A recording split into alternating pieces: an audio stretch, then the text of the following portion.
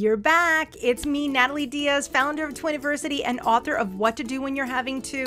And it is your 32nd week of your twin pregnancy. I cannot believe that we are sitting here together again. I am lucky enough to be here with you.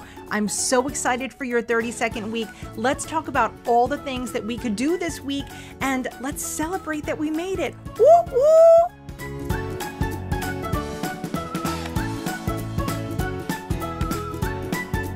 Like, for realsies. I know you're probably like, oh, my belly's so heavy. I don't know how I'm going to do this. It doesn't matter. Everybody says that. We all feel that way. If you're like, ugh, I'm dragging, I'm so uncomfortable. Yeah, we hear you. We get it. If you're not, I'm proud of you. That's pretty cool. But a lot of us, not so comfortable by 32 weeks. And you're gaining. You're like gaining a lot. And you may be really stressed about it. You could be gaining as much as £1 pound a week. Your doctor may actually recommend that you gain more. I'm never surprised by the things that people tell me. It may be harder and harder to eat because their little feeties are in your belly, I hope, because that means that they're going to be head down. Or maybe they're not head down, which is fine too. And maybe it's just their butts that are sitting right there where your stomach is. But you do have to eat. You still have to drink your water. I know it's like torture, but you got this. Look at it. You did this for 32 weeks. You could do this standing on your head. You are a pro. So what could we do this week that's going to set us up for next week and beyond and make our lives easier? If you are someone that loves to cook, guess what you should do this week? Make 1 billion freezer meals, crock-pot meals, lasagnas, casseroles, spaghetti sauces, meatballs, eggplant parm. I'm Italian, so I immediately go to the Italian foods. But freezer meals are great, and you don't actually have to cook everything. You could just prep it. You could prep it in bags, and that way you could throw it into a crock pot. Yeah, you take some beef, you take some veggies, you cut everything up, you put it in a Ziploc freezer bag, you add in your spices before you zip it up, throw it in the freezer, and then one day when you get hungry, you throw it into the crock pot, your Instapot, your air fryer, however, whatever vessel you'd like to use to cook your food, the oven. Remember when people used to use ovens? And then you cook it and you got yourself a home-cooked meal that you made for yourself weeks ago that's specifically to your tastes, and you know it's going to be good because you're a pretty good cook. Okay, maybe you're not a good cook. And if you're not a good cook and people are like, hey, Nat, how could we help you? You say, hey, listen, could you make some freezer meals for me? Because I have this freezer that's totally empty because I don't want to start buying unnecessary food. Could you make some items that I could just throw in the oven or the microwave? People will do it for you. People will totally do it for you because everybody wants to help you, especially if you're uncomfortable. Nobody knows what to do for you. So say, hey, this is what you could do for me. And it's not what you could do for me today. It's that I need you to help me once the babies get home. And believe it or not, we need to start thinking about that. Another thing that I would love for you to kind of think about is, do you have some names nailed down? It doesn't literally have to be the exact names. Do you have 3 names for each baby? Or maybe even 6 names for each baby, and you could do kind of a combo first name, middle name situation going on? Have you thought about it? I know you've thought about it. Don't tell me you haven't thought about it. But if you haven't had it nailed down, you may want to take that list of 145 names and narrow it down to maybe 6 per child this week. Could we do that? Am I pushing it? Think about it. Just think about that. For your 32nd week, I also want you to do this. I want you to focus on sitting as much as you stand. So if you are somebody who works on your feet, I need you to make sure that you are sitting down and you are taking some rests. It's not just good for you. It's not just good for the babies. It's going to be good for everybody, because if you are happy, we are all very, very happy. If you've discovered that your movement is a little janky and you're like, oh, I feel like the Tin Man. Oh, I feel like the Tin Man. Then consider looking up some YouTube videos on prenatal yoga. They have chair yoga. They have yoga you could do in bed. There's a lot of different things that you could do, but really think about it. Think about stretching and using muscles that you may not have used in the past few weeks, but I need you to get limber. I need you to feel less Tin Man-like, and I need you to feel more go with the flow kind of vibe. If you start doing some stretching exercises or yoga exercises, you're going to kind of breeze into delivery day and your body's going to feel so much better for it. So think about that today. If you end up going to the hospital this week or last week or next week, don't get nervous. Really don't get nervous. There are plenty of Twiniversity families that have a lot of false alarms, and so I do not want you getting stressed out if you end up in the hospital.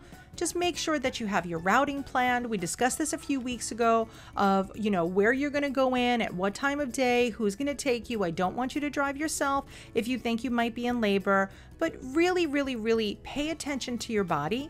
And if you are worried about something, do something about it. We have a saying here at Twiniversity, and it is, I'd rather you overreact 100% of the time than underreact once.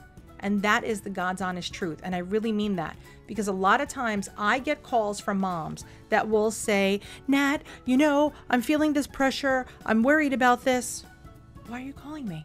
I'd love to hear from you. Call me from the hospital. Go to the hospital. Let them check you out. Let them see how your cervix is doing. Let them see how your amniotic fluid is. Let them hear some baby's heart rates. It's not a bad way to spend a few hours. Plus labor and delivery, it's not like the ER. Like if you need a stitch, you could be in an ER for 15 hours waiting for 2 stitches because you cut your finger opening a package of hot dogs. That's what I did right there. See? My finger's crooked. That's weirdies. If you go to labor and delivery, it's pretty quick. They're going to want you in. They're going to want you out. They don't want you to stay there. They want you home in your bed, resting, relaxing, with your feet propped up, with a good cup of tea, just chilling and enjoying the last few weeks before these babies get here of total silence and relaxation. Namaste. Next time you go to the hospital, okay, or next time you go to your doctor's office, you should also have a conversation about pain management. I don't know why. I don't know why it just doesn't come up. But does your doctor know how much pain you could tolerate? Are you someone that goes to the dentist and you're like, nope, no Novocaine, just give me the root canal? I hope that's not you. If that's you, that's pretty cool. I could never do that. But if you're somebody that has a very high pain threshold, let your doctor know and say, nope, this is the situation. Because then if you are in pain, they could judge it differently, because everybody has a different pain threshold. Yes, there is kind of a median throughout humanity. However, everybody's different. You know that. You know people probably that are like, I can't even take, when I have an ingrown nail, it bothers me too much, I need to take 11 Tylenol. Don't ever take 11 Tylenol. Everybody's different. Have a conversation with your doc about your specific pain threshold, and that way, when it comes time for delivery day, they have a gauge on how much or how little pain medication you may like. It's also post-delivery day too. So when you're in recovery, they may be able to give you something there's this one drug, it's called Exparel. So speak to your doctor about it. It was used in sports medicine for a really long time, and now they're using it sometimes in some hospitals in C-sections. And it's an injection that could be given at the time of your C-section that goes into kind of the incision area, and it is a pain release medication. Talk to your doc. If you're like, I want all the pain meds, find out what options are available with your doctor in your hospital, and then sign yourself up for some. But don't just keep going oh, I don't know, I don't know what I'm going to do, and I'll play it by ear. You could still play it by ear. I'm not saying don't play it by ear. I'm just saying have a little bit of a plan, and then you could go from there. All right, you had a big week. 32 weeks is a big week. As we get closer to delivery, I'm getting really, really, really excited. And I want to make sure that you have everything done. So if you are not sure and you're like, Nat, how do I know for surezies? Obviously, you could read my book. There's plenty of checklists in there. Or you could go to the Twin Pregnancy Week by Week page at Twiniversity. Or you could take an on-demand class. Literally within the next few seconds, you could be signed up by going to twiniversity.com/classes. And while you're there, you'll see that we have a breastfeeding class, a baby safety class.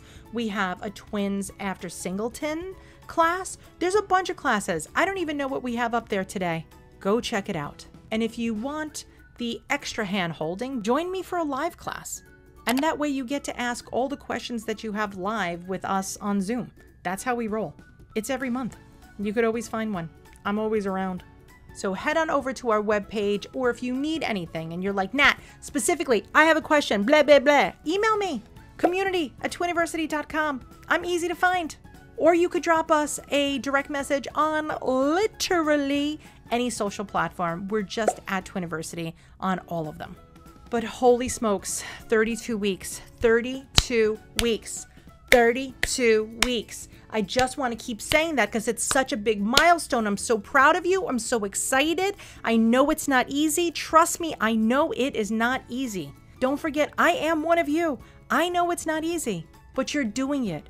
And that, you know what? Just get to tomorrow and you're going to do it again. And then you're going to get to the next day and you're going to do it again, because you are a freaking rock star. And I am so proud of you. You are doing so, so, so great. And if nobody tells you that every single day, then come back here and mark the minutes on the video that you're watching right now, because you need to be reminded of how amazing you are. You literally, I'm so proud of you. 32 weeks, 32 weeks, 32 weeks. All right, I got chills. I genuinely, I don't even know if you could see it. I genuinely have chills because I am that excited for you at 32 weeks. I'm going to be as excited for you at 33 weeks. So come back, visit me then. I will see you next week for week 33. Until then, see you later, alligators. Thanks for watching. Have the best day ever. Bye, kids.